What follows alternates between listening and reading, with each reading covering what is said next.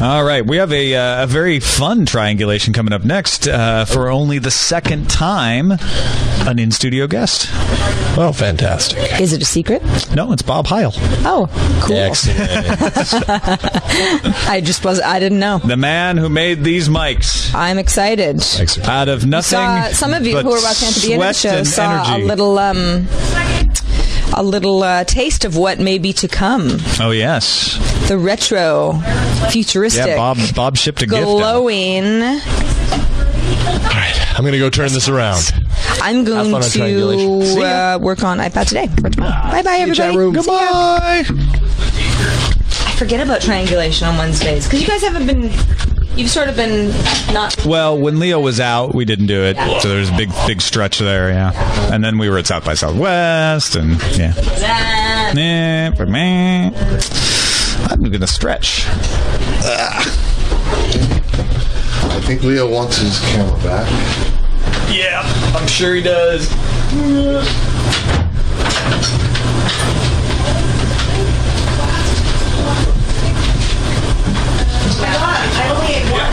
You can help.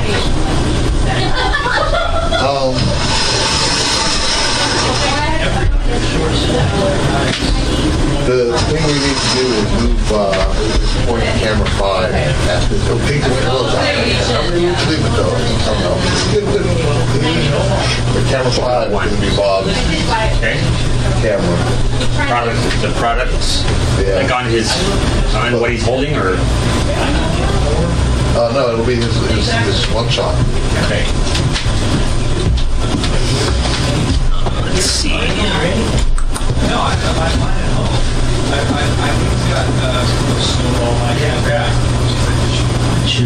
Should camera 5 be? What do you think it should be on the board? 5. Okay. It's 3 and 3, 4 and 4, 5 and 5. You can't have everything on Skype. You can smash both Pro and 6. All right.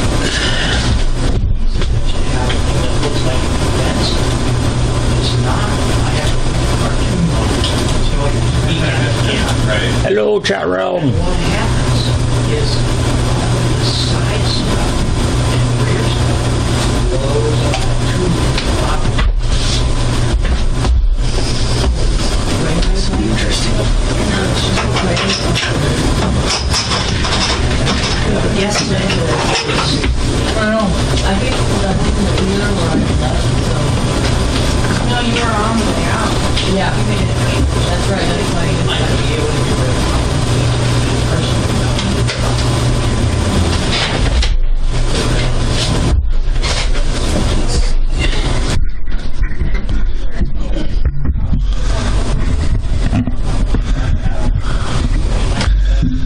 Here's the problem.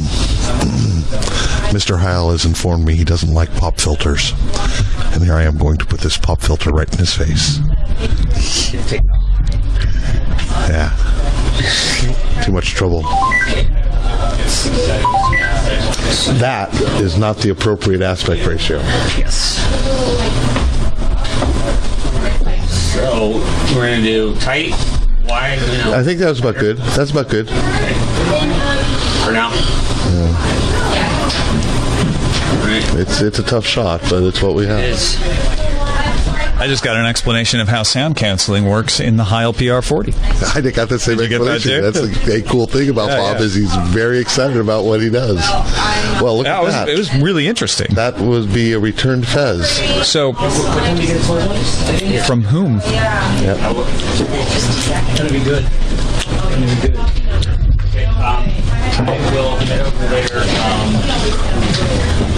And that is one of the things I had to get used to when I started using the PR40. So the old mics in radio, I used to just talk over the top of them because it didn't really matter. Right. And it was just kind of a comfortable position. And I was like, I gotta tilt them a little. Yeah. And which, it's just a subtle tweak. It's not a problem. There's a mail for Yes, I just did that. Yes, that's how I got the Everybody saw me putting a pill in my mouth. It's Zicam, the cold preventative. So many people around here are sick. I just start taking this every 3 hours. It works. I swear by it. So, John.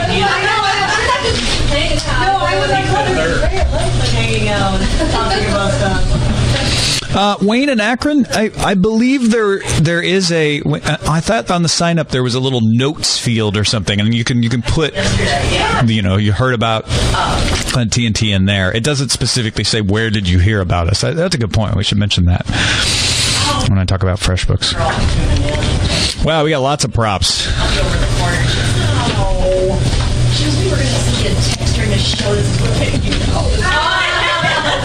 You used to do, what years did you do the organ at Fox?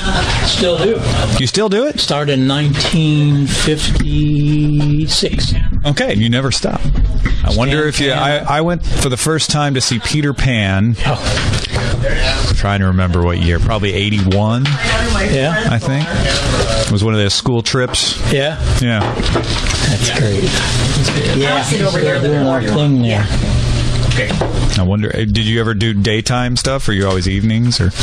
Yeah, it's always... Oh, no, you mean at the theater? Yeah. Oh, yeah. When I started, that's what you did. We played 4 times in between the shows because they were still doing picture shows. Uh-huh. And I would start... I did them at whatever time, usually about 2 o'clock was the first break, and then, Yeah. and you only played for 8 minutes. Right. Between the shows. Yeah. And that's why Stan got me as a young kid. I was his only student, and what's crazy about that particular organ is set in from the pipe chambers on the 5th floor. Uh-huh. And when you hit the keys, about a 2-second delay. Is that right? So if you go... Because it's air, right? Oh, yeah. It goes back and hits the wall, comes out of phase, and you hear it coming off the back wall. You don't hear it directly. Yeah. Console's too fast. That's a skill, man. Well, not everybody could do it. And I'm so sure. I got this young kid, me, and I wasn't, he could train me to do that. And so I was very blessed to be able to put in that position. And so I've been playing theater organ for a long time. Wow. It reminds me of when you hear yourself delayed in your headphones. Yeah. That same sort of idea.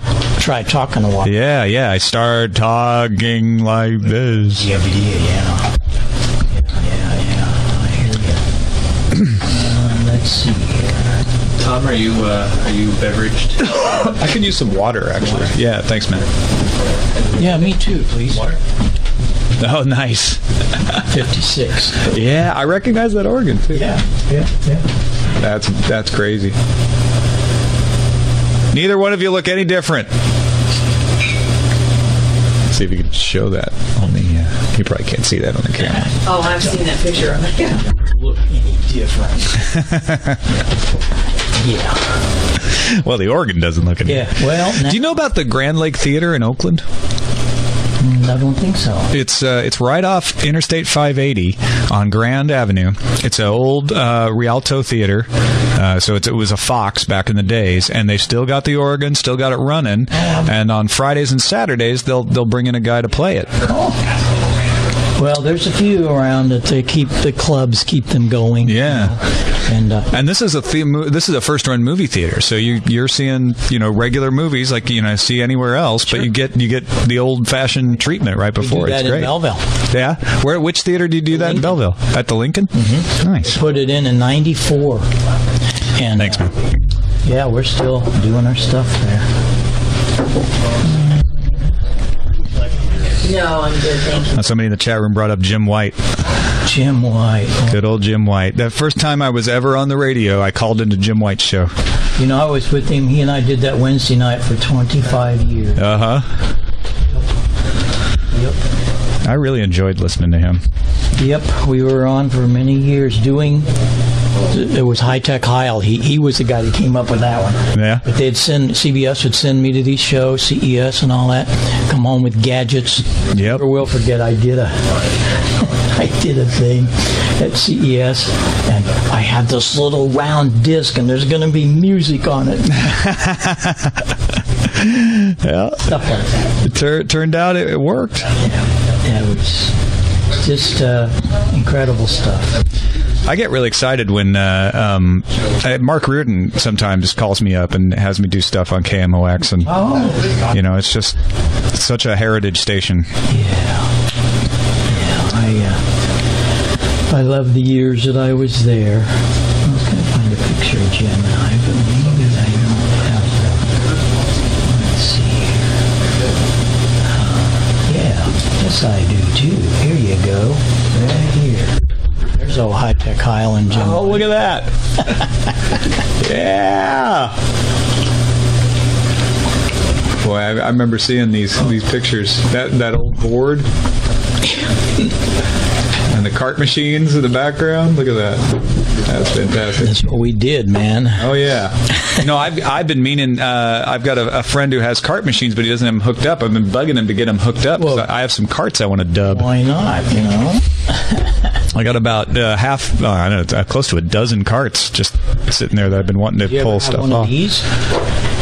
Yes, yeah. I think my dad had one of those on his Oldsmobile. Yeah, can't fix stupid. And there was Jim and I. We went to visit the new solid state transmitter in Granite City. Oh, nice. They took out all the stuff and all solid state. That was wow. That was quite something when that happened. I bet.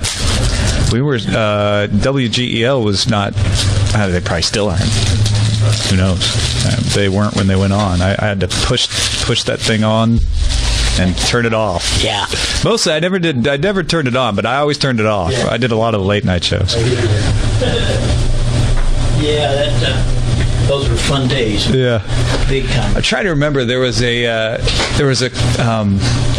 sequence that you had, and you had to time it right. It wasn't just pushing the buttons. It was right. You had to hold the number 2 button for a certain amount of time because they had to turn the filaments on first. Yeah, and you couldn't, and there was no feedback telling you if you'd done it right. You just knew if it went on, that's right. You did it right. Oh wow. That's a young kid right there, let me tell you. 1973. That's the Quadrophenia console that we put together for the Who's Quadrophenia thing that's now in the Rock and Roll Hall of Fame. Wow. That's crazy. Yeah, fun times. And how long? Well, I would save these questions for the show. I don't want to blow it all. Waiting for Leo. Yeah, I'm just showing you a couple of silly pictures. I was on Channel 2 for a number of years, and Channel 5 doing my little thing. Yeah, I probably saw those. Part of the news team, you know, they do little 2-minute segments. We got this new toy coming. My parents didn't like to watch Channel 4, but the Channel 5 was first, and they'd watch 2. Hope you began without me. No, we sort of did, not officially.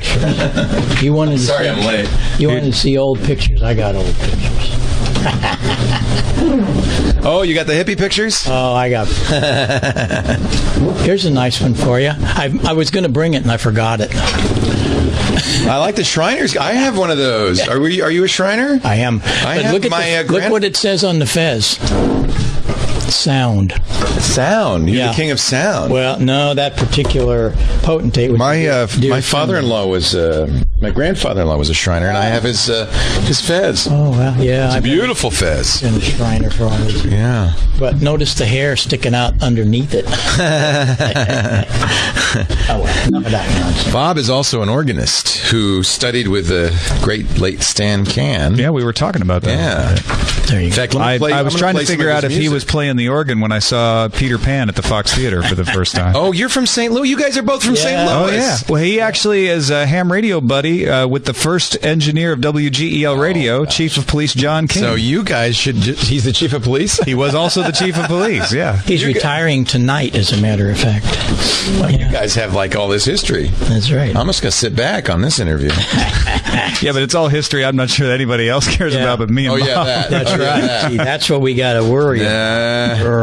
This will be for all the St. Louisans. Yeah. Anybody that's into good old early rock. I forgot that you're from that neck of the woods. Mm-hmm.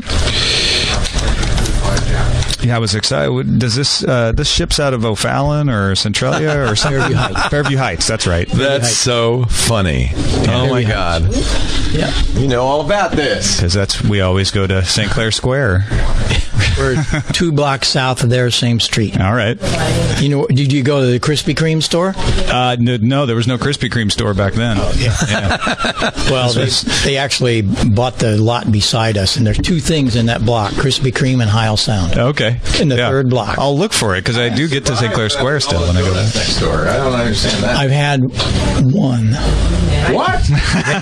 4 one day. Yeah. That's all. Oh yeah. Hot. You get the free one when you come in the door, right? Well, no, this is right when they opened up, and the guy brought 3,000 Yeah. hot donuts. Oh, and they taste so Oh, good my going gosh. down, and and then you feel so bad. So sick. Oh yeah.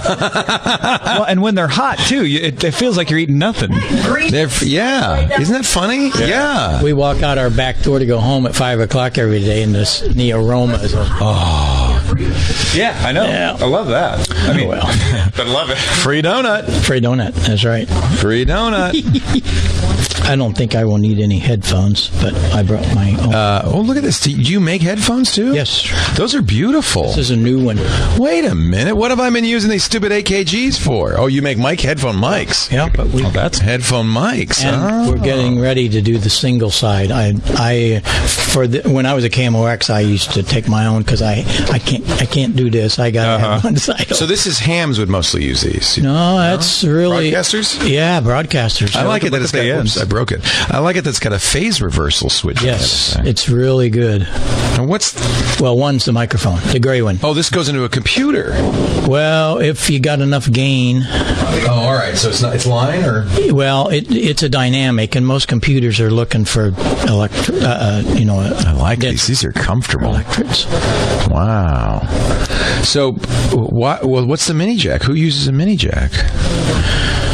Most all the ham radio things today are mini jacks. So XLRs. we do the little dealy there. But we also make that with XLRs for the pro guys. You know, I bought the. What was I using for a long time? I think they were Sennheisers. But I didn't. I used them initially because I thought, while I'm doing the radio show, I'll be wanting to be looking around. Yeah. Yeah. But I like these so much. Yeah. I love these. So you don't make headphones, or you do make headphones? Yeah, we do just. You do everything. Yeah, we can do whatever. What do you want, We Leo? build them. We have parts, and we put it together and good old But you favorite don't night. sell them. Absolutely. Yeah. We just came up with this headset thing. Now, this is a new. We've been building headsets for years. It's been the leading product of the ham radio side of things. That's what hams want. But the broadcaster, that happened because of Clear Channel and Fox. 2 of their engineers came to me and said, "Build it for me." Oh, interesting. Yeah. All right. Well, let me. I'm getting my sites up here. I want to get Heil Sound up as well. All right, that's up. We're recording, and then I have to get you a lower third. I'm going to send John King a Facebook message. John King. Tell him to turn his old computer on. I sent a note back to Kim, so maybe she'll give it to him. He's got an account too. So I don't know if he ever checks it, but Kim probably checks it for him. That's too cool that you know John. I've known John. Well, the same here. It's known him yeah, forever. yeah. John's great. I've known him all my life. Yeah. Because I used to go up and do programs for their ham radio club back. Oh yeah. Those days, yeah. Isn't that something? you're not. If you and Eileen want to join us for dinner, we're taking. I'm taking Bob and Sarah out to dinner. Oh yeah. Yeah. I'll find out if we're going to. That'd be great. We're going to a Central Market. Only if you have. You can. But. Yeah. No, I'd love to. Well, and Eileen doesn't have to come. She's probably she's sick of me. She's had enough of Leo. Poor woman. God. It's a challenge working for me, Bob. Let me tell you. Do they say that in the Heil Sound Factory? Man, that Heil's hell to work for. No. Well, Are you talking about me? That's Sarah, man. Is she tough, huh? So we're very blessed. Everybody that works for us just. Leo Bob's a creative genius. He's been told just go in there and invent something. yeah. That's right. Yeah, that's me too. Yeah. That's me too. And then they say, just stay in there and shut up. Don't come out. Don't here. come out. That's what Steve's going in, and he's going to. Welcome to Triangulation, the show where we interview the most interesting people in the world. Leo Laporte here with Tom Merritt. And our guest today, Bob Heil. of Heil Sound. Bob, it's so great to see you. It is so great to be here. Sarah and I have been looking forward to this for a long time. I've known you for 5 years, but I've only just met you. That's right. Yesterday was the first time we ever had met. Isn't that amazing? Isn't that great? I've had some of the best conversations in my life with Bob, and I was really excited to get him on the show. And then I forgot that Mr. Merritt here is a St. Louisan. How do you say that? St. Louisan? Yeah, Southern Illinoisan. Southern Illinois. Southern Yeah, Illinois. we're not in St. Louis. We're on the other side of the river. Pardon me. See, Yeah. already I'm getting schooled. But you're both from the same side. Well, it's funny. I had read that he grew up in Marissa, Illinois. So I said, "Well, you're from Marissa," and he's like, "Well, I don't live there anymore. I'm up in Belleville now." And I was like, "Oh, well, I'm from Greenville." He's like, "Oh, do you know John King?" I'm like, "John King was a radio engineer at WG. Yeah, he's retiring, chief of police tonight." We were off and running from there. Well, so here's the story. Well, first of all, Bob's best known as an organist. Is that true? I don't know if you're best known. Been doing it longer than anything over the years. Everybody, Yeah, cool. group skate. Well, and I didn't realize you were still doing it. You haven't stopped. This is the Lincoln Theater in Belleville. Okay. Yep. So this is so when we say organist, it's a special kind of Wait a organist. minute. This is movie theater organ. Yep. Yeah. No, I'm switching. Big- That's in our home. That's your house. That's your house organ? Yeah. Oh, wow. Yeah. That's his house organ. Yeah. Lynn Larson. Wow. Allen. Mm-hmm. That's so great. So how'd you start playing the movie theater organs? Well, I started playing Hammond organ when I was 12. I had these lovely parents that, think about that, in 1952, invested in what was a B3. It was a C. It was a B3, basically? Did you have Leslie's and everything? Yeah. The spinning horns that go, Yeah. whoa, whoa, whoa, Don whoa. Leslie we became good friends. But 2 years later, I started playing in a restaurant. I'd ride there on a bus at night and play at Mary Valentine's. And a guy came in one night and says, "You need to call this guy and maybe he could give you some lessons." And it was Stan Can's phone number. Stan Can, who I remember, in fact, we were talking about him when the Daily Giz was. Yeah. He was the guy who was on Carson, you said 77 times. 77 times. And he would, originally it was vacuum cleaners, but he would demonstrate gadgets and he was fumble fingered. And it was hysterical because the gadgets would fall apart and it was the greatest bit ever. Yeah. But I didn't know this. He's best known as or at least among organists, as a great theater organist. Yeah, and I was just telling, the situation is when you play some of these theater organs, there's a 1 to 2 second delay from when you hit a key to when you hear it. What? How do you do that? Well, that is why Stan got this young kid, me, and taught me how to play like that. You don't listen to yourself. You have to play it Oh, that's and really hope it was interesting. right. Yeah.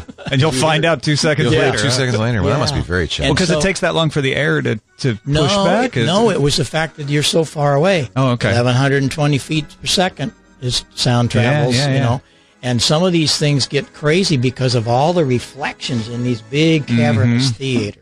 Yeah. But I loved it. I still play. I just did a concert in Sacramento. We have a great, there's 2 great theaters in the Bay Area that have organs. There's the Paramount in Oakland where they've restored it, but in the Castro Theater. Well, no, it's Grand Lake. Grand Lake, not Paramount, Grand in Lake. Oakland. Yeah. And then there's a Castro Theater where they come out of the floor. Yeah. And when the Grand Lake one does do too. they do that Yeah, too? yeah, I love that. So the movie's about to begin and the organist goes down and disappears because of course you can't have an organ in front of the screen. And then what happened is I learned so much about pipe organs and sound and listening.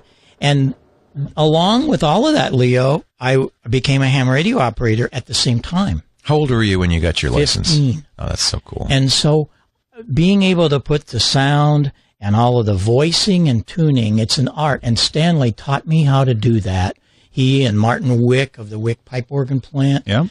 And being able to voice a pipe organ is really quite precious. And that's how I learned to listen. So designing microphones and speakers and all that came down the road later relied upon that early part of putting ham radio and the pipe organ together. Yeah. And when I first met up with Jerry Garcia and some of those guys, that was a great story, by the way. I quit playing. I played 6 nights a week, 12 years, 13 years, so on. And I opened this little music store because I knew so much about B3s. And I started renting B3s to the groups because the Steinway dealer, they weren't going to rent them to these guys.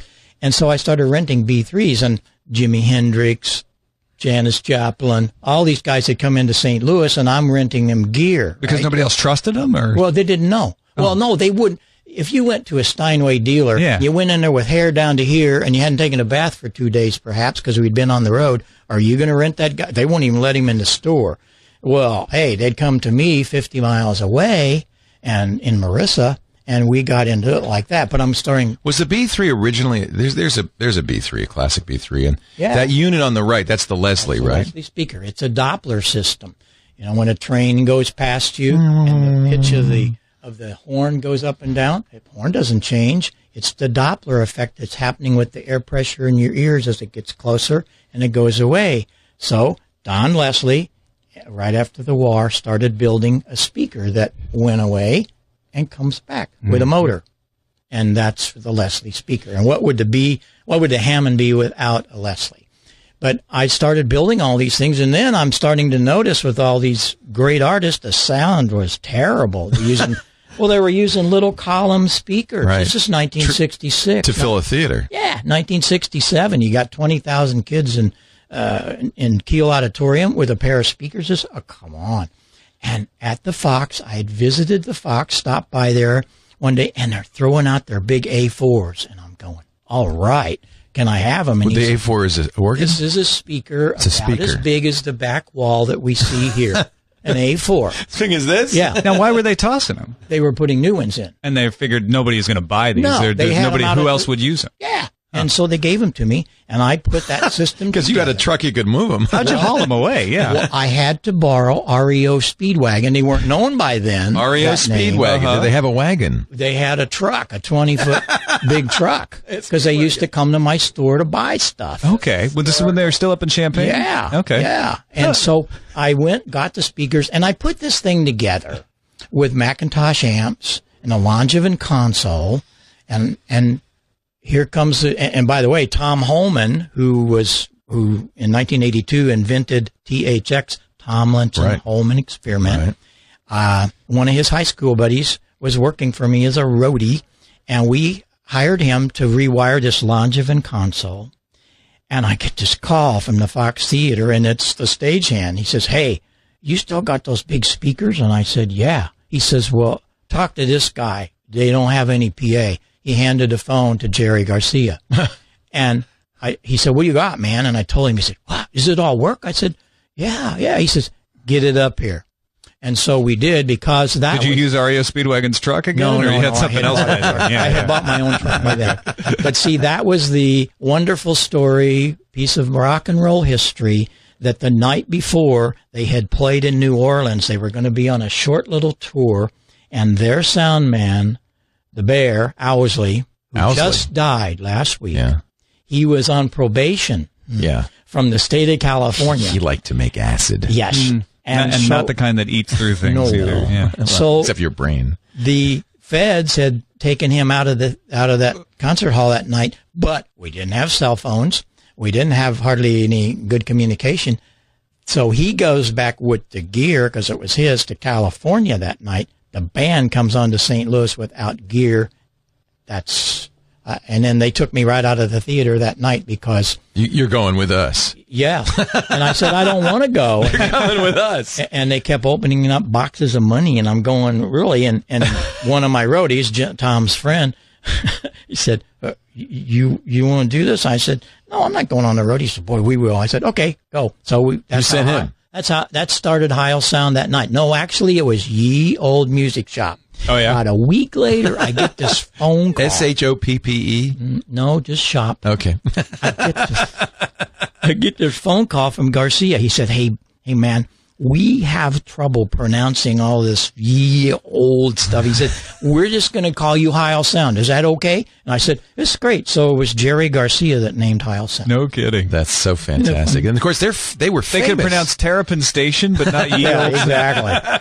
They were famous for the quality of their stage sound. Well, that kind of started it all. And I think they were famous for their big A4s, as a matter of fact, weren't they? Yeah. After then, they really got into building. They had the wall, all of that. Yeah. Because I had talked to them about that during that time. Garcia would come to the store in Marissa, and we talked about it. And I wasn't with them then, because then I had gotten with the Who. Oh, geez. We're going to get to that in a second. Yeah, so I But I got to ask you a couple more Grateful Dead things. Phil Lesh was playing the bass, right? Mm-hmm. They had such an amazing bass sound. Oh, they did. Huge. Those must have been 5-foot speakers or something. I mean, the sound of the bass. Folded horns with Macintosh amps. Okay. While everybody Tube else, everybody else is using like little Fenders or Ampeg or whatever. Not the Dead, man. All their amps, Owsley had built it for them with Macintosh. So he knew what he was doing. Oh, yeah. Yeah, interesting. Yeah. He was very talented, very schooled. Did you ever tour with the Dead, or was that always your guys? Well, yeah, we did about 2 months with them there in the beginning. But were you along all that whole time, or I did a couple of the jobs. Yeah. Okay. But I was back building stuff because we had gotten a call from the Who and everybody else because we hit the front page of Billboard that this little store in Marissa got the Grateful Dead tour, and oh my, the phone started ringing. Huh? Yeah, it was crazy. And because nobody had been doing sound like this. No, up to now. I didn't know that. Yeah. I didn't know that, Leo. Yeah. I'm a ham. I'm just having fun with all this big stuff, and it was just the beginning of big sound. Claire Brothers in Pennsylvania and myself, we were really the two biggies that started. It's also because rock and roll started taking off. Instead of playing clubs, now they were playing stadiums. They need more sound than anybody's really ever done before, right? You can't use a stadium PA system for rock and roll. Then we were very blessed to get with the Who. That was really cool. Now, so they read about you in Billboard? Is that how they found out? Well, yeah, they knew about the system, and it started going through the industry like crazy.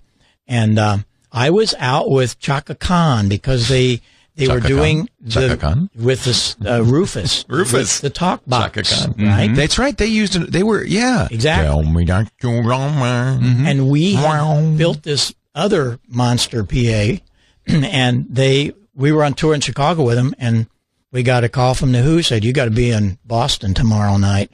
So we did. And that was a run of about 6 or 7 years of everything. We did every show they did.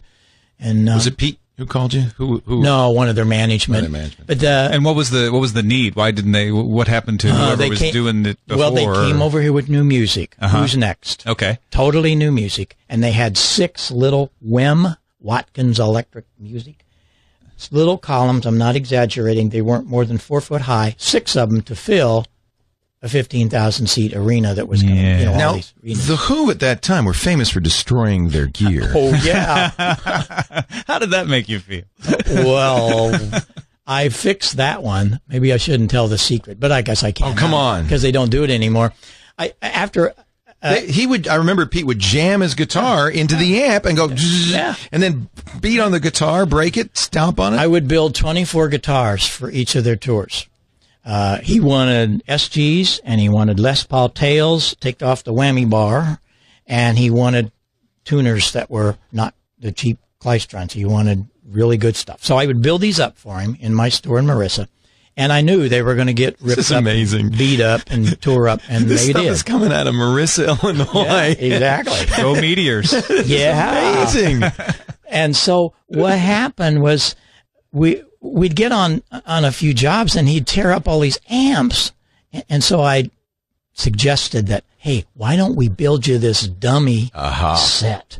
You just tear it up every night. And I put his amps over in a rack that he didn't touch. All right. And so, I thought as much. But he broke the guitars just every night. And by the end of the tour, they were gone. And they weren't dummy guitars. No. Wow, that's sad, actually. Yeah. Does that break your heart to nice see that? guitars. Yeah. They were SGs, and I finally got him to using Les Pauls. Oh, yeah, these were the real SGs. deal. Those are great. But what did they care? When you were building them, did it break your heart? You're like, you're going to your doom, buddy. No, but that's okay. And then Moon, who he was just one of the best drummers ever. And Moon would rip up his drums. I remember that. Do they about tear them that. up. Yeah. We'd have to put new heads on them. This is not the Who's Next. This is not Who's Next. I thought I'd play a little organ music, but I'll stop that right now.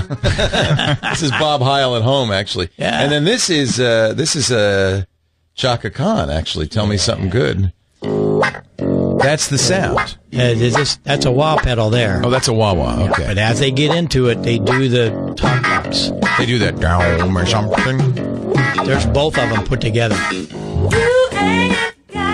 So you were touring with them, and you built. Did they say to you, "I want a new sound"? Or did they say what that sound? was No, gonna I be? brought it along, and of course they went freako. Everybody did because they hadn't played through anything like that. Townsend always put it kind of cool. He says, "It's the first PA I can't outplay."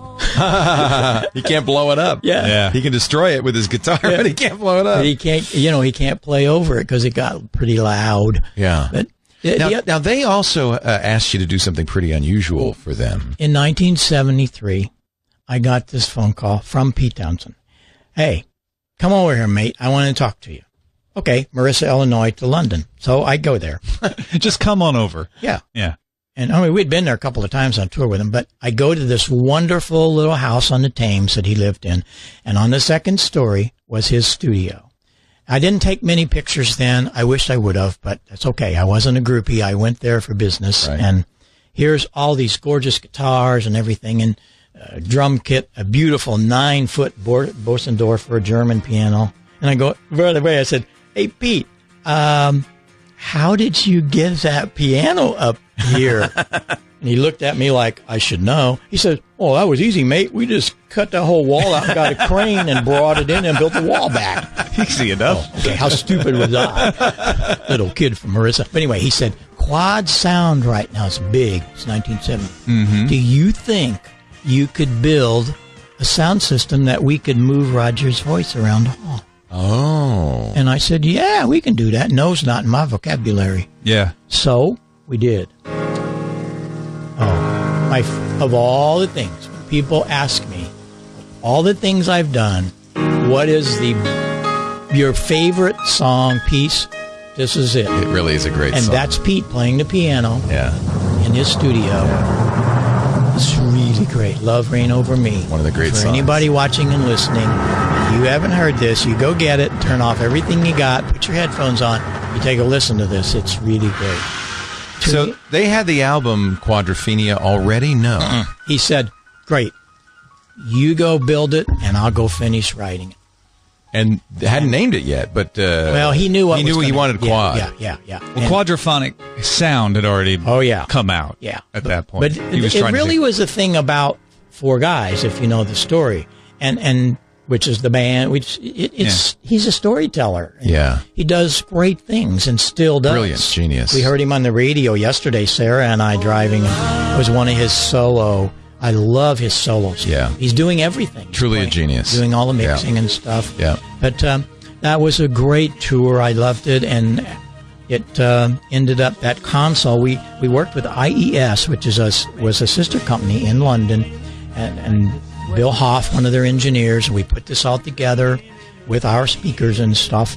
And one of the speakers of the rear speaker and that console and an amp or two are in the Rock and Roll Hall of Fame. That's cool. It was very, That's very cool. honorable, and extremely blessed that can happen, because that's quite a place. And the third floor is a technology floor, and they have the Sun Studio that Elvis, a copy of that. Mm-hmm. But then they have the whole life of Les Paul, and right next to it is the one room with all the Heil. Did you ever get to meet Les Paul? I did. Yeah. Sarah and I really were honored. He came to an AES show in New York, and he invited us to come to his sound check and come to the Iridium. And we got to be there for, 6 or 8 hours. It was wonderful. And at the end, he was using our microphones, and we were really thrilled. And what a guy. Yeah. What a guy. People know the name, Neumann and Electro Voice and these other big, even Blue. Why don't more people know about Heil? Because, these are the only mics we use in our studio, and people rave about our sound, and they don't know. When I started this whole thing, we build a lot of product each year for ham radio. We started in 1980 for that. One of my best friends all these years has been Joe Walsh. Joe is an avid ham radio operator. You mean not Dolly Parton? There's a picture of you with Dolly Parton. Is that you on the left there? That's Look at that. The young guy. And that's Ed Drone. Ed and I were the two that really started the whole sound thing in about 67. Wow. I was at Kiel Auditorium. Wow. That's pretty cool. I got these are all on the site. Here's that wall of sound. Wow. Check that out. Pretty amazing. How many? It's all fiberglass. This is the Dead's setup? No, not all of that. No, we had the A4s with them, which there's a picture of it on there somewhere. I'll keep going. 19 speakers. There you are with Jeff Beck. Jeff Beck. 1973. Yeah. That's a great pic. That's a great picture. It was a lovely time. Bobby Pridden of The Who. That was the original console. So this is the board. Is this now? This is the part. No, that was the first little boards we had and that first system that we took out with Who's Next. Wow. Look at the seating. It's metal chairs. I mean, we've come a long way, baby. Do you hear concert sound? Look at this. There we go. That was Humble Pie in Creel Auditorium in St. Louis, and that was the Mavis console. That's when you met Peter Frampton, I guess. No, this was after Peter. Okay. But I met Frampton. There's Keith. I mean, Pete. I'm sorry, Pete Townsend. But notice the horn on the left side. See that? Can you see the horn right there? That's his monitor, Leo. Yeah, he was deaf. Well, or if he wasn't then, he was shortly thereafter. But I had to have these fabulous monitors for these guys, and it was really one of the things that Heil Sound brought to the industry was monitors. Now that everybody wears those earpieces. Exactly. But see, he didn't want all that, anything like that, because he did all the jumping around and so on. We couldn't even have monitors on the stage. They had to be off the side. That's interesting. And so we could do it with horns. Wow. Oh, holy moly. What a great guy. And there's the great talk box. Now, is this the one you made for... that you see, that all goes back to 1939. I brought something for you. And I thought that everybody would get a kick out of this if they're watching. Back in 1939, there was a guitar player by the name of Alrino Ray. Oh, yeah. He married one of the King families. Mm-hmm. He also was W6 UK, by the way. A ham. Yes. And he took, in 1939, he took this old throat microphone that you used to see on the old pilots. Yeah, they'd press their throat and speak into it. Because it was so noisy in the cockpit, right? And it would vibrate those. Well, he did it backwards. He took his wife and put her behind a curtain, and he plugged his output of his guitar amp into the microphones. And they were carbon microphones. And it would cause her voice to resonate with the guitar. And that was the first tailored, whatever you wanted to call it. And it stayed that way until 1950 when Pete Drake did an 8-inch speaker and a funnel. Pete Drake was a steel guitar player from Nashville. When Joe did Rocky Mountain Way, he rented that from Pete Drake. He rented it. Pete wouldn't sell it to you or nothing. He had one of them, and he rented it to you in the studio. And so that was the Rocky Mountain Way studio recording. We had done the James Gang with Joe and all that, and he was putting Barnstorm together. And he was at our home on Christmas Day. I'll never forget this. And he said, hey, how are we going to do this talk box thing? So his roadie by the name of Crinkle, great guy from Detroit, he was living in Marissa. They all had a lot of roadies moved to Marissa. No kidding. And Joe and I went out and we got a 250-watt JBL driver, built a low-pass filter, high-pass filter, whatever we needed to do. And we put all this, laid it out, piece of hose in the top of it. That was the talk box, the start of it. And then the picture you just showed right there, that was the production that we did for it. Wow. And Penny, that was a song. Penny for Your Thoughts. Right. It was a song Frampton wrote. Mm-hmm. She called me after they got married and said, I need a Christmas present for Peter. So I sent him a talk box.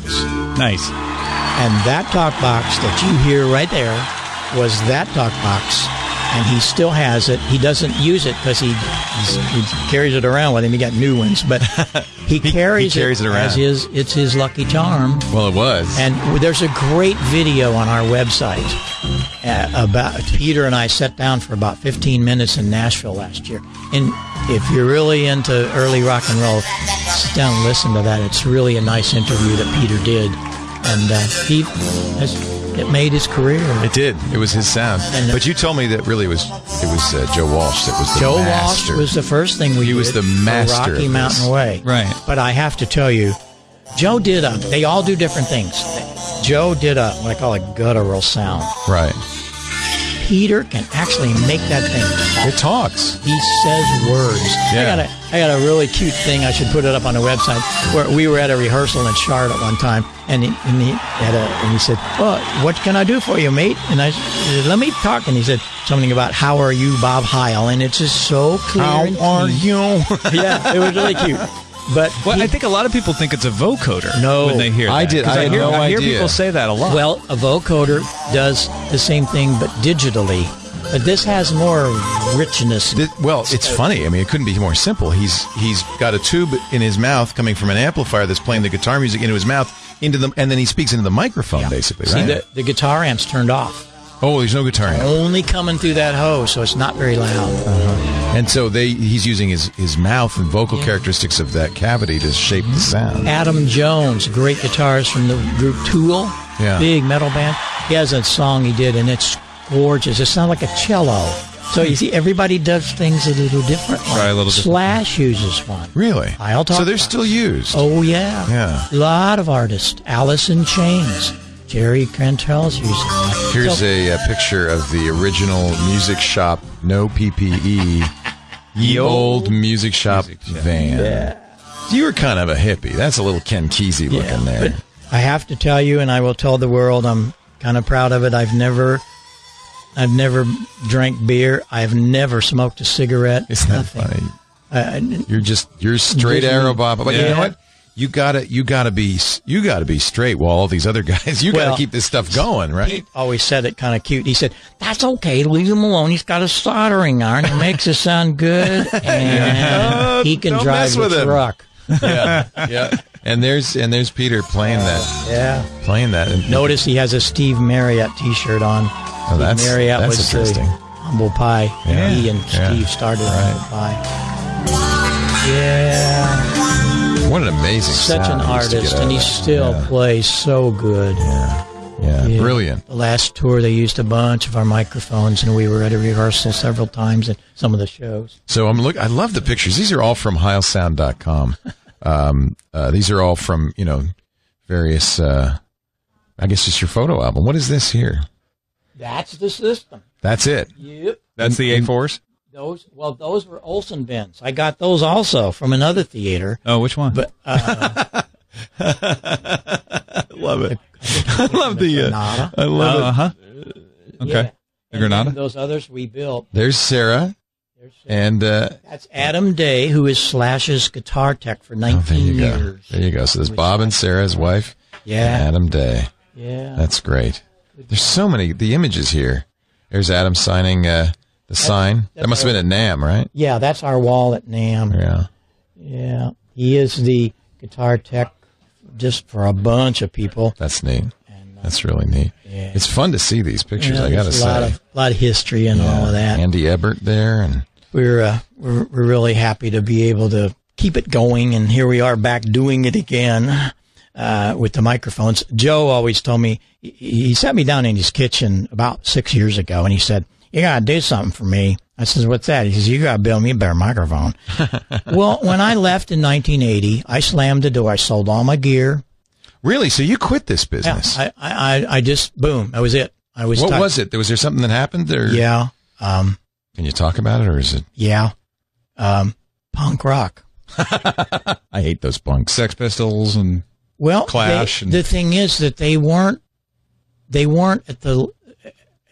what I was doing for 10 or 15 years. It was different. They didn't care about the PA. I mean, to tell you, man. Yeah, it was the opposite. Walsh, Frampton, Pete, everything was right on. I mean, they had to be there. And I lived that life, and then all of a sudden nobody cared. Yeah. And then Wendy O. Williams came along. The Plasmatics. That was the last night we played, and she drove a car on stage and blew it up, and she caught one of our speakers on fire. And I'm going, wait a minute, I don't want to be a part of this, because she was a porno queen turned rock singer. And I said, I've got 2 young girls I'm bringing up, and I don't want to do this. Yeah. And so I said, bye. And I was starting to play with my ham radio stuff, and I started building microphones for that and other things. And So that's how it evolved. It's amazing to me that the guy who figured out how to handle Pete Townsend's guitar smashing gets run out. Everybody kind of lumps all that stuff together, but there was a difference. He may be smashing guitars, but he cared about the sound. He did. And punk rock was a rebellion against that. It was a rebellion against all those standards. Well, Joe has been an avid ham radio operator, very technical, and called me and he said, "Come here." And I sat down in his kitchen in Studio City and said, "You gotta build me a better microphone." Well, I hadn't looked back. I didn't know that the big names we respected growing up hadn't really done anything new. Mm-hmm. So Joe and I started playing, and it's really kind of cool to have the Eagles as your beta tester. Yeah, right? But no, it was Joe. It wasn't. So they use them as stage mics, not just ham mics. He uses it on stage for his solo stuff all the time. Yeah. He loves all this stuff. And anything I do, I pass by him, and it's really great to have an artist like that that's real technical. Yeah. And Joe is. Pretty He's got experienced, hundreds of radios and stuff. And so that's how it got started. And we just keep going and come up with some great ideas. And I think the best thing we have done has been this rejection thing. So let's talk about, we got you here. Yeah. You designed the mics that we use. We love them. Can we talk about mic design? Absolutely. You said rejection. Mm-hmm. I don't think you mean like you're going to break up with me. What do you mean? Rejection. We're talking about and this is something Joe is really adamant about, is you've got to get rid of these condensers. Condensers are way too sensitive. They pick up everything in the room. Put them on a stage with 120 dB comes screaming out of 10 guitar amps. Are you kidding? So condensers are, we still use them, but they're little bitty mics, right, and they need power to them. Because they actually some of them have tubes in them. So they have really built in them. Oh, yeah. Oh, wow. I really am opposed to that. How silly. But a lot of it's ego. Oh, I have this or that. Okay. Well, what we wanted to do was build a microphone that sounded like that. You can't take the sound of a condenser away. What is the sound of a condenser? Is it very detailed? It's got all that top end stuff. Yeah. You talk into a ball mic and it's mushy. It's like condensers have that great high end. They're very crisp. Right. Yeah. And so I wanted that sound, and we started playing with some diaphragms that I had done for some ham radio projects, and by making them thinner and thicker to some point, thinner to others, and just tailoring that diaphragm, we were able to get the sound. And then going back to my ham radio days, if we had a picture of my 128 element antenna, that was really the big deal. Is I look at microphones like an antenna. They have frequency response. Well, that's interesting. Mm-hmm. They have gain. I gotta wrap my head around that. But when I point my antenna to California, I don't want to hear New Jersey. Right. Rejection. Rejection. Reject signals that you don't want. How do you do that? Phasing. You take two microphones out of phase, you will hear nothing. If you put them in phase, you get 3 dB. Yeah. You get boost. Yes. Because if they're out of phase, they're canceling each other out. Exactly. And I'm going, wait a minute. And so Joe says, why don't you just do that? Well, all of these microphones have 4 little holes around them for the rear rejection. That's not enough. So we built this crazy looking thing like this. Top of one.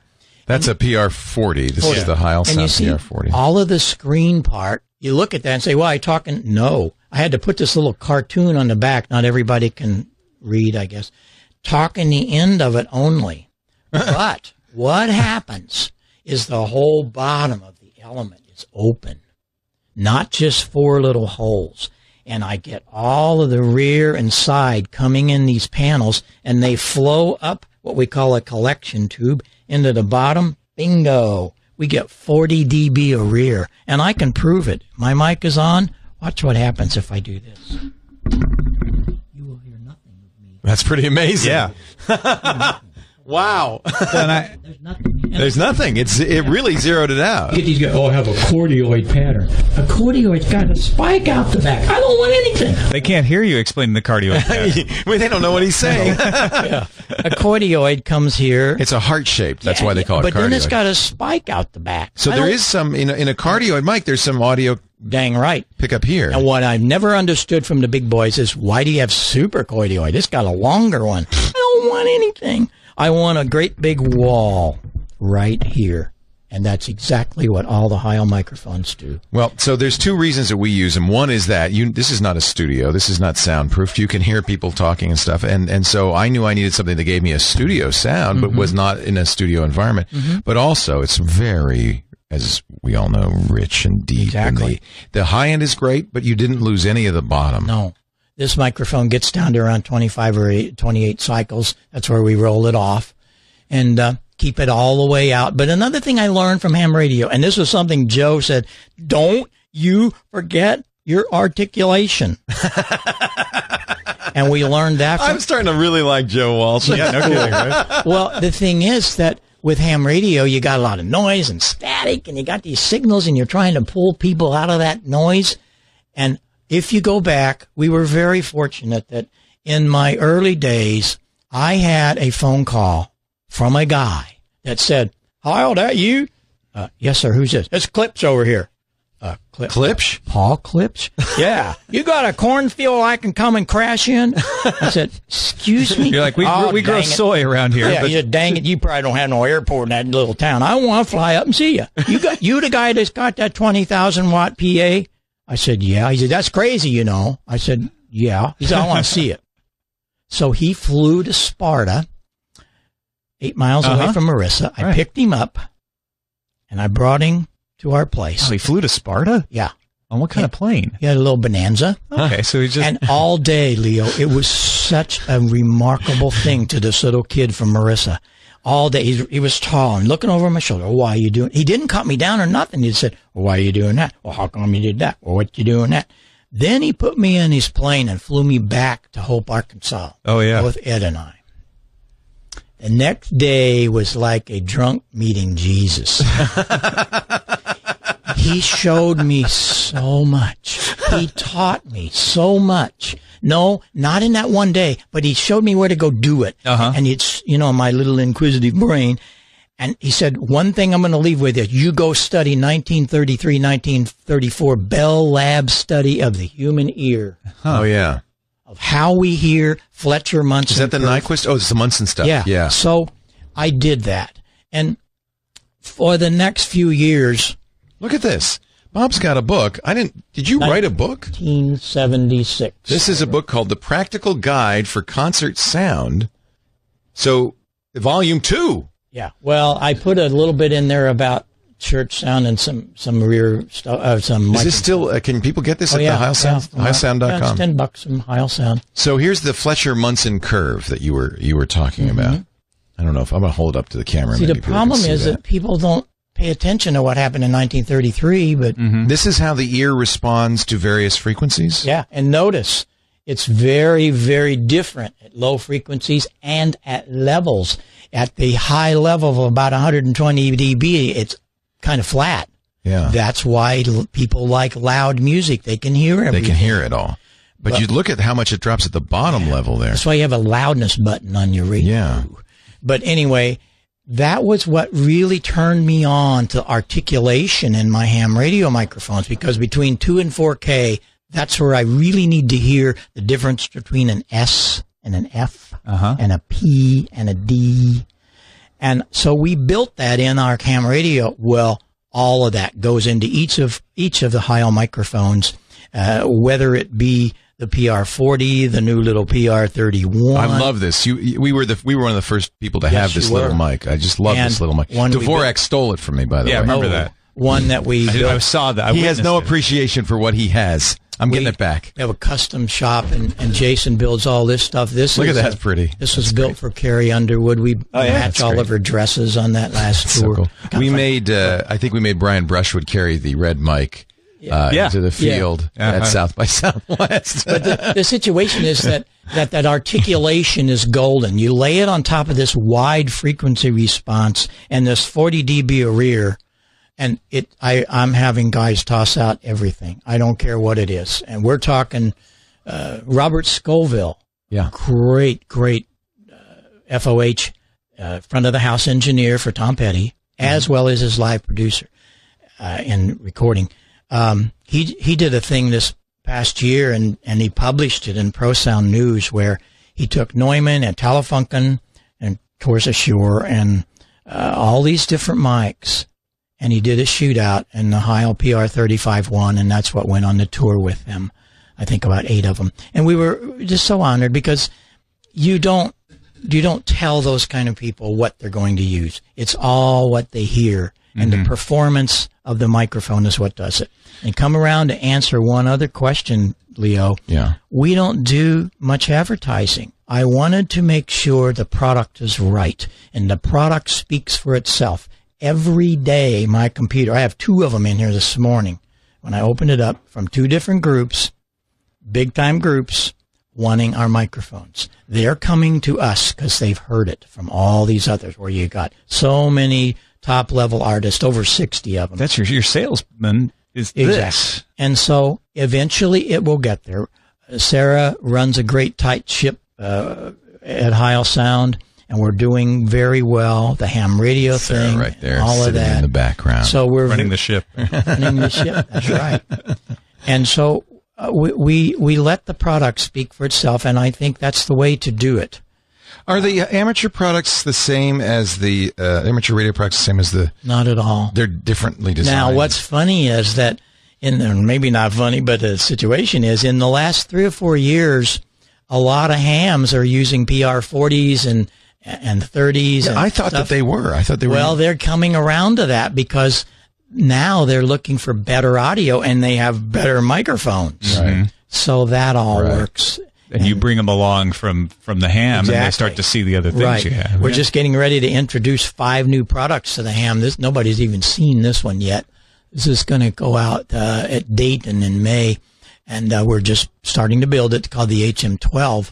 Very unique microphone, but I've borrowed some of the PR40 and the PR20 aspects of the cartridge in that one, and it won't get down as low in frequency because we don't need it for ham radio, but it gets it's really nice. Let me ask you, are you going for flat sound? No. You have to take in consideration that Fletcher-Munson curve. You just you don't want flat sound. The ear isn't flat. I have to laugh sometimes when I hear these guys say, "Oh, I have perfect pitch and I have absolutely flat hearing, and so I want my response absolutely flat." No, you don't, because if you did, you couldn't understand what was being said. But a lot of people don't realize everything we have. Telephones, landlines, wireless, cell phones, car radios, scanners, anything is equalized. It has some form of equalization when it was manufactured. Right. And a lot of people, it don't have bass and treble on it maybe, but somewhere in there it was designed to meet the Fletcher-Munson loss of your ear. So that's important. Even MP3s? Everything. Oh, absolutely MP3s. Or you don't like MP3s? Well, I understand what you're saying, but they are. They really would, or you wouldn't be able to hear what you do here. You make so many different microphones. The PR40 is what we use for voice, primarily because of its rejection and its nice bass response.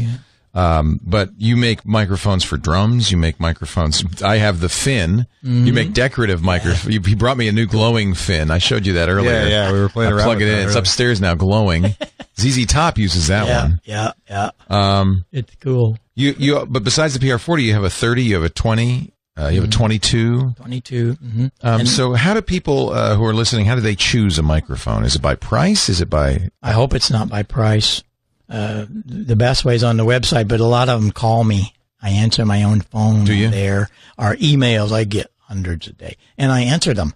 And I let them know, and I go in and let them have my response. And I've been doing this a few years, and I can... You know a little bit about it. I can... Well, I don't that's not an egotistical statement, but man, I've been around. I've been on a lot of big stages, and I can respond to you what this group is doing. Right. Maybe that'll work for you. Pass it along. Yeah. There is a great microphone primer on the website. If you go to heilsound.com and you can download a PDF, it all starts with the microphone. He gives that away. You have exactly what we've been talking about, including the Fletcher-Munson curve. It's all on this website, so you can really learn all about it. There's a printed version as well. That's actually That's one great. of the chapters out of the That's great to practical have. guidebook, and with a little more. Really? I mean, this has illustrations. Yeah, it's a little better. So people can download this as well. Yeah. That's great. Yeah, Michelle put it up there, and you This is great. bring it down. I should read this. I just do whatever you say, Bob. One of the things that I want to tell, I just mentioned Michelle. Michelle does all of our graphics and stuff, and Greg does all of our artists and relations and so on. But they just got our Facebook page going. Oh, where's that? Facebook and also Twitter. Oh, you are in. They've got a contest up there. It's Steven, our director of operations, and Jerry back home. They did a thing where you can get it all right. I already liked you. I did. I already liked you. See, I pressed the like button. If you go to Heil Sound. You mean on Facebook? On Facebook. Well, now you can enter our contest because they're giving away a microphone. Really? Yeah. Oh, that's cool. PR22 on there. Yeah. That's cool. Yeah. Oops. You can do that. Somebody's chatting with me. On Facebook? Yeah. Tom Joyner's custom mic. These are pretty. I love these custom ones. So you just add some paint. Well, that was a little different for them, and that's how people ask me where I got this fine gold mic. There's only 2 of those on the planet. But who else has one? Uh-oh. I forget. Somebody. I think it's God. Somebody unimportant. Yeah. Rush Limbaugh, maybe. Ray Limbaugh. Yeah. Yeah. This is a beautiful mic. He uses an RE20, I think, RE27. A lot of broadcasters think they're getting a great sound with those Electro Voice mics. Also large diaphragm condenser mics. Well, it's a dynamic, but it's not large diameter. It's not as large as this. Now, and they look like this, but they're not doing the same rejection that you're talking about, are they? Not at all. Yeah. I don't want to do a big ad for Heil Sound. Yes, I do. And the other thing See is that sticker there on every shot, baby. The other thing I'm a huge fan of Bob. The other thing is kind of neat. Can you take that apart? The PR40 would have been on the market 2 months earlier. Yeah. KMOX. I was at KMOX for 25 years on the air, I didn't know that. What were you doing? High Tech Heil. 1977. You used to listen to High Tech Heil? I did. I didn't know it, but I did. That's where he got all his chops, Bob. Yeah, I hear you. Well, the thing is that I did television in St. Louis, too, for many years. But in 1977, one of my ham radio buddies was Jim White. And Jim was the nighttime dude at KMOX. Great, one of the great stations of all time. First time I was ever on the radio was calling into the Jim White Show. You're kidding. Did he hang up on you? No, I answered a trivia question correctly. There's Bob and Jim. I was afraid he was going to hang up on me. KMOX, the voice of St. Louis. Jim's crazy. Yeah. Jim's crazy. We lost him a couple years ago. Yeah, but he was a ham. And I would talk to him on 2 meters going home at night. And so he said, hey, you ought to come in. Let's do a show. Okay. Well, we got bombarded. And the phones went off the hook. So then Mr. Highland, who was the manager of Vice President of CBS, had me going to all these shows, CES and so on. And Leo, I'll never forget, I went to the show one year and I did a remote back to Jim. And I said, Jim, I got this thing, man. It's a little round disc and it's got music on it and it's going to do away with our Norelco tape decks. It's called a CD. Yeah. Yep. And it was one of those few things that came out of CES and worked. Exactly. And then I got into, in 1989, I was the satellite dealer of the year. I put in thousands of C-band satellite. No kidding. In 1980, I started building home theaters. I mean, with the seats and the whole deal. Theo Calamarakis style stuff. Yeah, you're not talking the home theater in a box. You're talking like an actual we did it for theater. Like Ozzie Smith, a lot of the sports and so on. But I did a lot of home theater up until, that's what really got me into Fairview Heights, up until about, I'd say 2000, when all the microphone stuff got really going. And when you could go to a big box store and buy a home theater in a box for $450, Sarah and I decided. Changed the business, didn't it? The business just got changed. Yeah, right. And I got out of it because our stuff was expensive. I mean, because it was big stuff, Right.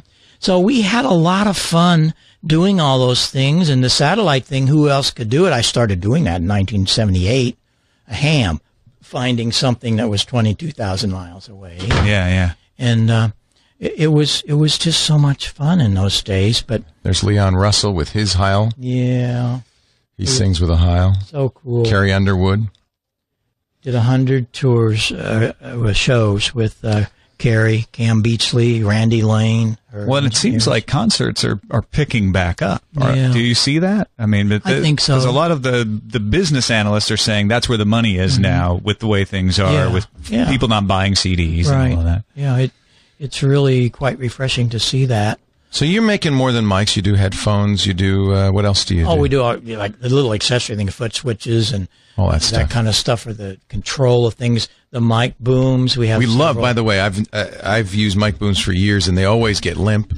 And this is the first one I ever worked with that just really holds its position forever. I just love it. You, by the way, are my child. You know. I am. I mean, when anybody talks to me about booms, I said, okay, go on TWiT.tv and watch Leo. See what Leo's he moves using. it up and down. I'm moving it all the time. About 30 times a second. I have a very bad habit because what happens is I'm moving around, so I actually need to do this. It's probably not the ideal situation. No, that's what we build them for, and we're very excited about that. And so I'm the poster child for bad mic habits. No. But I am a Heil sheriff. Look at that. That's right. Yep. New sheriff. Yes, sir.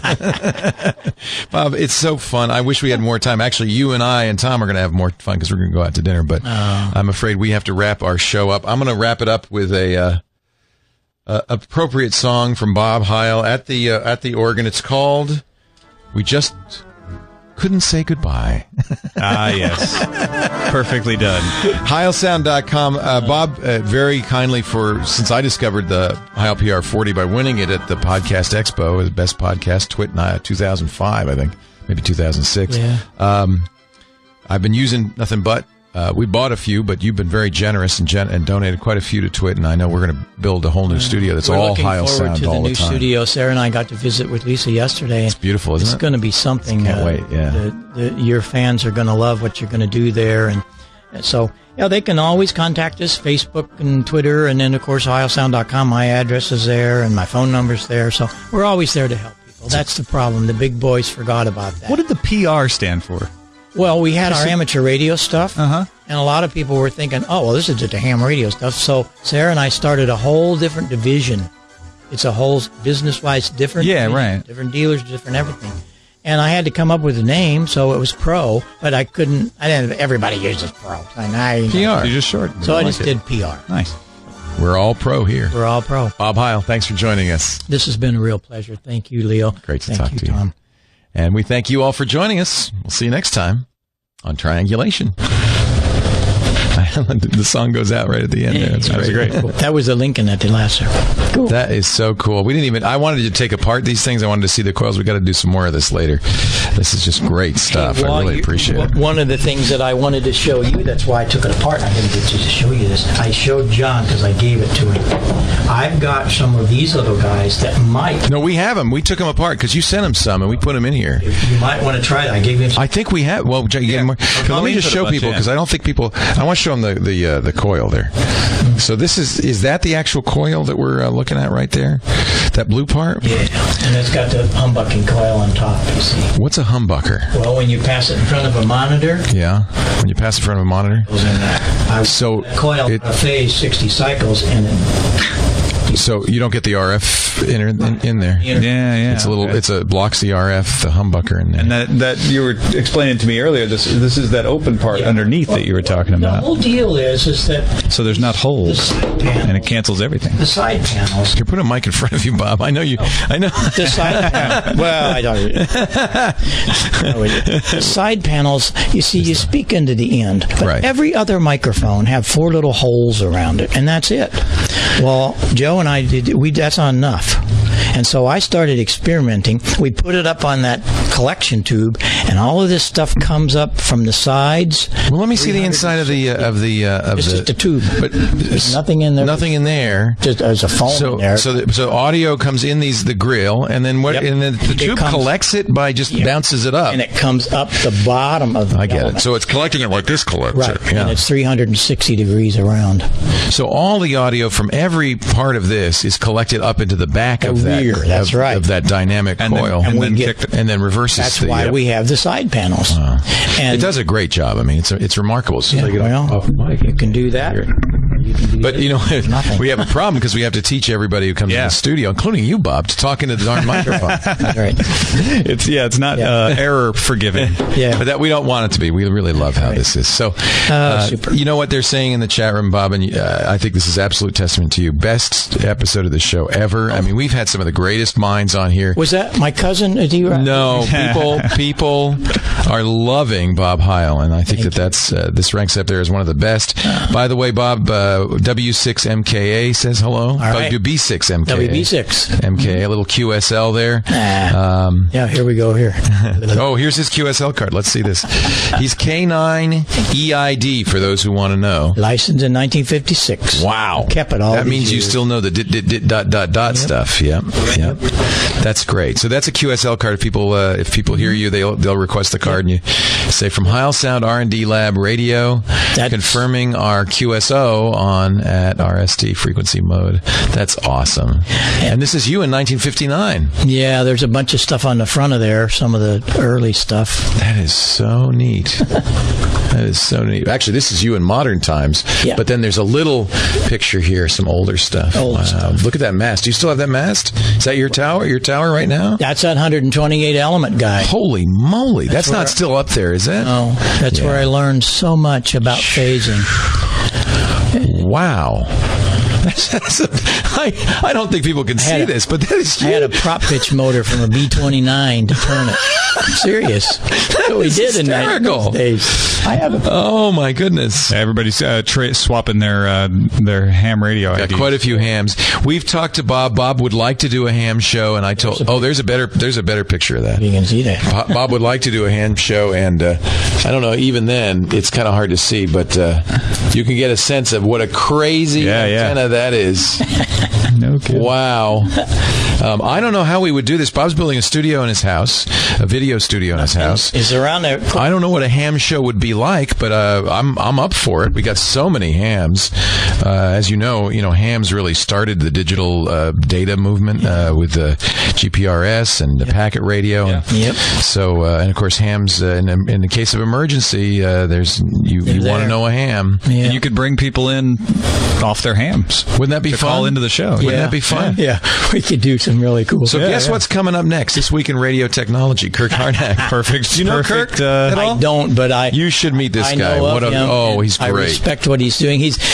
One of his good friends is John Casey from Radio World magazine, and it was John Casey that took Sarah and I to the Rock and Roll Hall of Fame and introduced us, and that started the whole. Oh, that's thing. great. I found out I had all this stuff. Oh, that's great. Well, so there you go. There is a connection. Yeah. So we'll get out of the way. We're only 17 minutes late. Sorry, Kirk. You're very kind to put up with this, but I'm sure you were just as interested as we were in the great Bob Heil. Let me just do an open. This is what episode is this, Eileen? Do you know? 8. Eileen sounds different. Eileen, your voice has changed. This is Triangulation with Tom Merritt and Leo Laporte. Episode 8, recorded March 23rd, 2011. Bob Heil.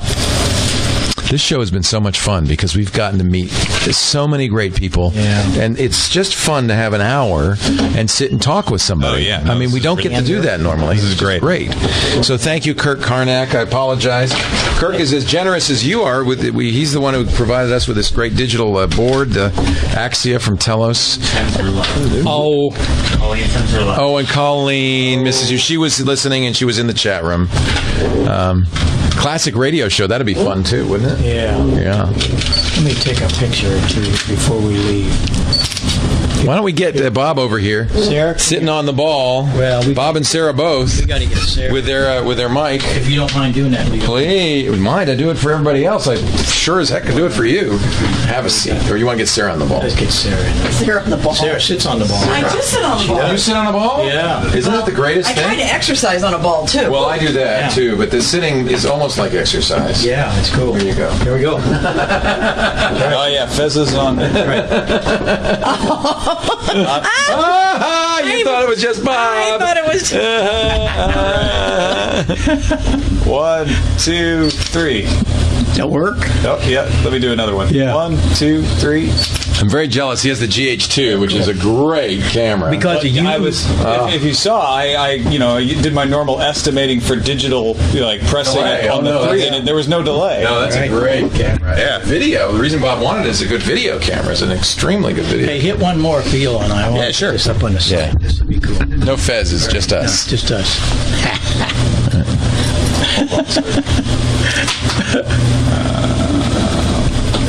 How did I what did you do? I hit something. You hit something? Yeah. Okay. We can do that. Do this. Get that over here. There we go. And then we should be... K9EID. K9EID. Mm-hmm. You can look for Bob. Where do you hang out? What part of the band? 75 meters. 75 meters? Night on AM. I do a lot. Oh, that's right. He's AM. I forgot. You're an AM ham. Side band. Mm-hmm. All right. Here we go. Ready?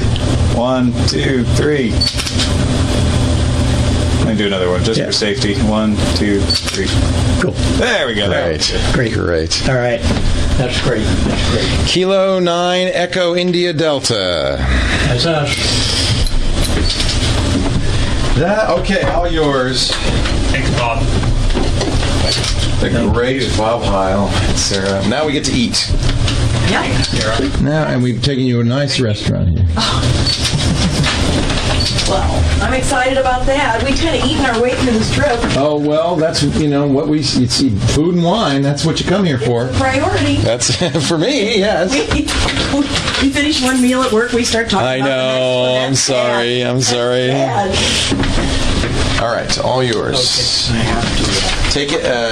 Don't leave all that stuff unless you want to. No, I've got to take some of this junk back with me, especially my corn pewter. I'll pack it all up. Yeah, you can come back too. You're not.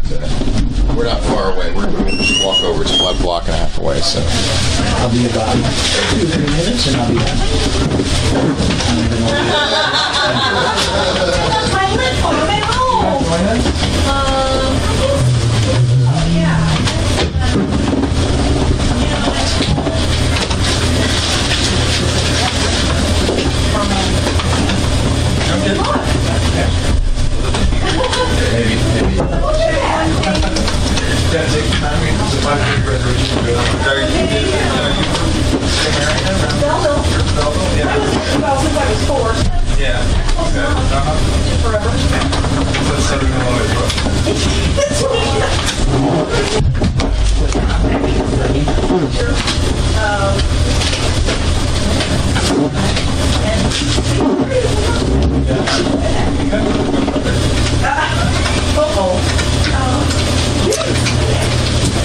I see, I still see Bob in the studio there.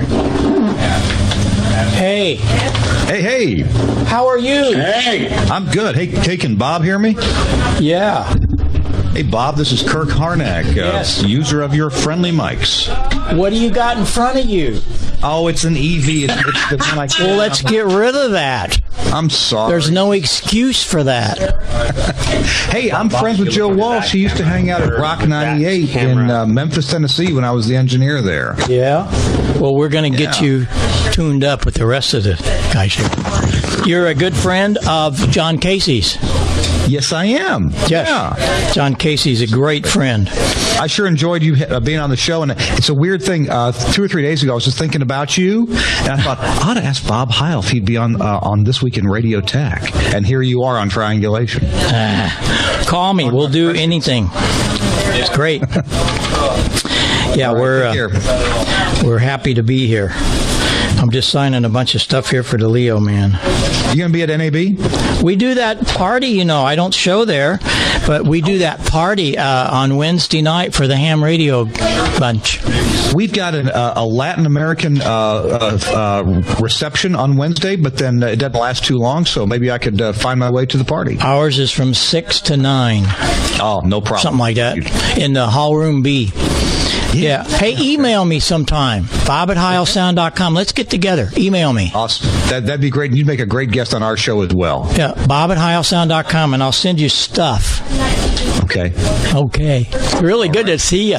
I'm going to tell John. I'm going to call John when I get out of here. By the way, I know you're going to dinner with Leo. We've got a great engineer, Mark Persons, on the show tonight. He's a contract engineer. He's written 130 articles for Radio World. All right. Good stuff. Kurt, thanks a lot. All right, take care. Y'all have fun.